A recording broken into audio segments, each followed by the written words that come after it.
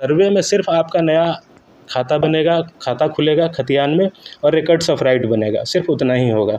किसकी ज़मीन किसके पास रहेगी, किसके पास नहीं बहुत रहेगी। सारे लोगों को सर सवाल है कि हमारा कागज आग लगे में जल गया, फिर गुम हो गया, फिर हमारा कागज बना नहीं, या फिर खतियान नंबर या प्लॉट नंबर गड़बड़ हो गया है, अगर हम टाइम पूछ रहे सर्वे का समय के अनुसार अगर उसको नहीं जमा कर पाए तो सरकार हमारी ज़मीन ले लेगी। नहीं, इस बात से हम सभी को सबसे ज़्यादा तो इसमें महत्वपूर्ण भूमिका आप लोगों की होगी, ताकि आप लोगों को जागरूक करें इसमें करना क्या है, कैसे कागज़ देना है, कौन से कागज़ देना है, कहाँ देना है, कब तक देना है।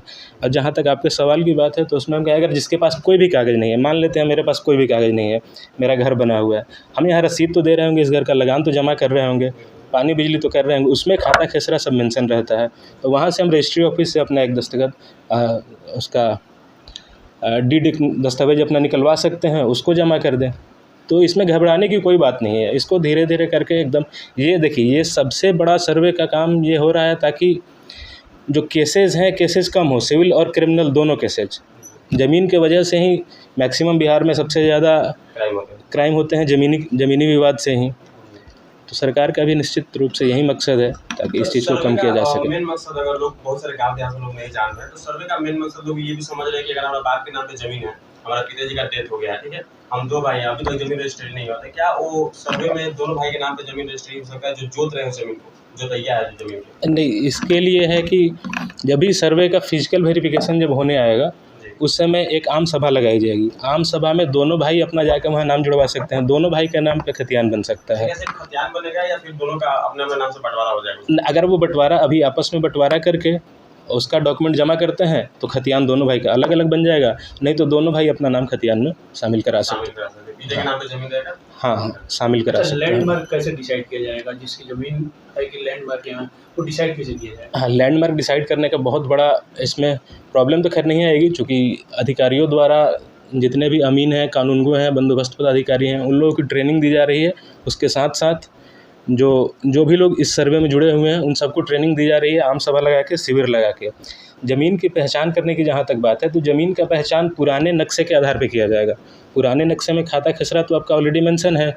अब एक खेसरा में मान लीजिए अगर एक खेसरा है उसमें 10 खेसरा बन चुके हैं, तो वो पुराना जो नक्शा है उसमें एक खेसरा तो है, उसी के अकॉर्डिंग। और अभी जो आम सभा में जैसे कोई ऑब्जेक्शन अगर नहीं करता है, जैसे लोग बताते हैं, उस आधार पे उस ज़मीन की पहचान की जाएगी। जब जैसे वंशावली बनाने की प्रक्रिया, वंशावली में बहन का नाम देना अनिवार्य है या नहीं है? हाँ बिल्कुल, ये हम सबको निश्चित रूप से अपने समाज में हर किसी को बताना चाहिए कि वंशावली में हम किसी का नाम छुपाएं नहीं। अरे किसी का नाम छुपाने से तो कुछ होगा नहीं, आखिर जब आम सभा लगेगा तो वहाँ बताना ही पड़ेगा आपको। आम सभा में आप नहीं बताएंगे तो आपके आसपास वाले लोग बता देंगे निश्चित रूप से। अगर वो लोग भी नहीं बताते हैं आप, और गलती से अगर कहीं ऑब्जेक्शन कर देती है आपकी बहन या किसी की बहन है, किसी की बेटी है, वो लोग ऑब्जेक्शन कर देती है। वंशावली एक लीगल डॉक्यूमेंट होता है, लीगल डॉक्यूमेंट में अगर गलत आप कोई भी चीज़ मेंशन करते हैं तो उसके लिए आप पे क्रिमिनल केस भी हो सकता है, जिसकी सज़ा लगभग 3 साल से ज़्यादा की है, 3 से 7 साल तक की सज़ा है, पुराने आईपीसी पे सेक्शन 193 के अधीन।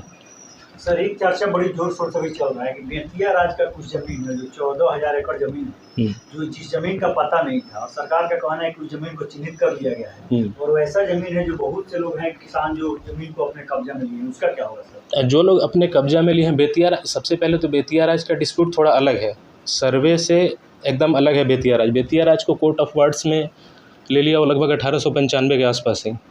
उसके बाद वो ज़मीन, बेतिया राज की जितनी भी ज़मीन है, अगर किसी के कब्जे में है वो ज़मीन, तो उस पे आम सभा में अगर कोई ऑब्जेक्शन नहीं आता है, बेतिया राज के भी जो मैनेजर हैं या जो कोर्ट ऑफ वर्ड्स के थ्रू हैं, वहाँ से अगर उसका नहीं आता है ऑब्जेक्शन, तो उसके बाद फिर देखेंगे जो भी बंदोबस्त पदाधिकारी हैं वो लोग उसके लिए क्या कर सकते हैं। स्पेसिफिक बेतिया राज के लिए अभी तक कोई नोटिफिकेशन नहीं निकला है, क्योंकि कब्जवारी पे बोला जा रहा था कि कब्जवारी जिसका होगा उसके नाम पे सर्वे होगा, तो अगर बेतिया राज का जमीन है जिसके कब्जा में है तो उसके नाम पे सर्वे हो जाएगा। उसके लिए आपको कोई कागज़ भी दिखाना पड़ेगा, कोई कागज़ तो होना चाहिए आपके पास। अगर कोई कागज़ नहीं है, सिर्फ कब्जा के आधार पे आपके नाम पे खतियान नहीं खुल जाएगा।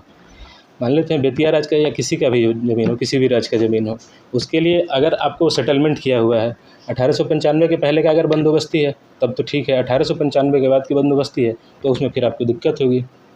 चाहिए सर, जितने भी जमीन सर्वे में जो भी परेशानी आती हैं, जितने भी केस मुकदमे होते हैं, जो अधिकतर जमीन विवाद होता है बिहार में, तो क्या लगता है कि जमीन सर्वे के बाद ये सब जो प्रॉब्लम होते हैं उसको सॉल्व हो जाए? हाँ निश्चित रूप से, अभी तक जैसा चल रहा है अगर ये सक्सेसफुल हो जाता है, सर्वे अगर कंप्लीट हो जाता है अच्छे से, तो निश्चित रूप से सिविल और क्रिमिनल दोनों मुकदमों में काफ़ी कमी है।